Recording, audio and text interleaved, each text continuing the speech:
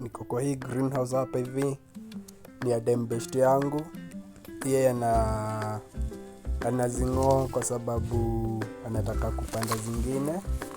So nikaona juu bado zinaendelea kugrow, ni poa nijaribu kitu mpya, na nikamwambia tu nitamsaidia kuzingoa tu, nichukue zenye nitahitaji alafu hizo zingine nitupe. And that is what I'm doing today. I dedicated my day to help her, and big ups to Gadoni. She's my colleague hapa hivi kwa greenhouse. She's a farmer, and this is my top tank. I call it top tank because iko hapo juu. Manze, tukifungulia tu maji hapa hivi kwa hii tap. See this one here. Maji na flow chini hivyo inaingia hadi kwa mimea huku chini, huku ndani. And then that is how tuna feed wa mimea. Lakini leo niko hapa nje na nataka kutengeneza a structure. Nitakuwa natumia hizi pipes hapa. Pipes kidogo hivi za the aluminium. So ziko na mashimo. So nitaekelea tu spinach zangu zenye nimekuja nazo on top, and then I make sure that the water lands all the way from that side to this side. So that is what I will be doing today, and let me see how it will go.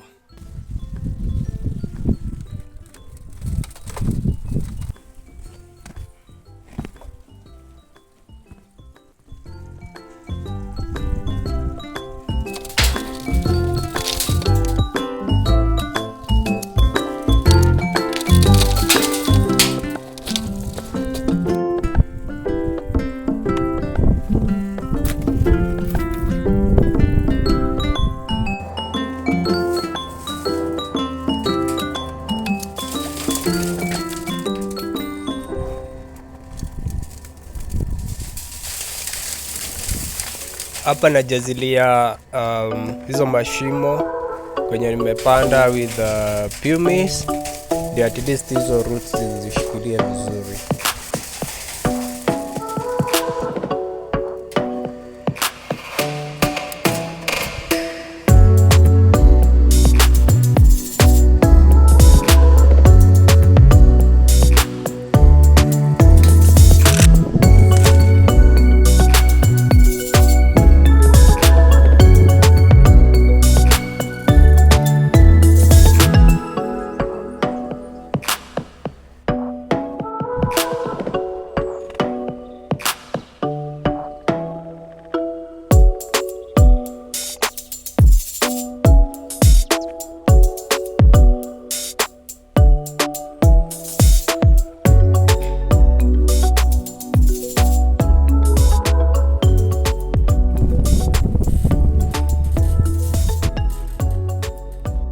So guys, in the morning I was here, I fixed everything, and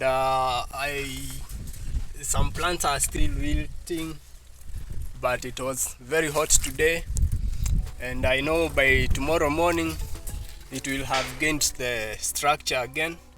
So guys, with this type of farming, manze, ukiwa na place kidogo sana, yani ukiwa na wall kama hii aka kanyumba nika place tu kame kwa mabati hivi, ndio kila mtu anakuja anatupa takataka zake hapo, like the leaves that we remove from the greenhouses and all the waste on the rejected produces, zote zinakuja zinamwagwa hapa. So hii wall nikaona juu iko next to my to my greenhouse here, I can utilize it, I can use it to yield something.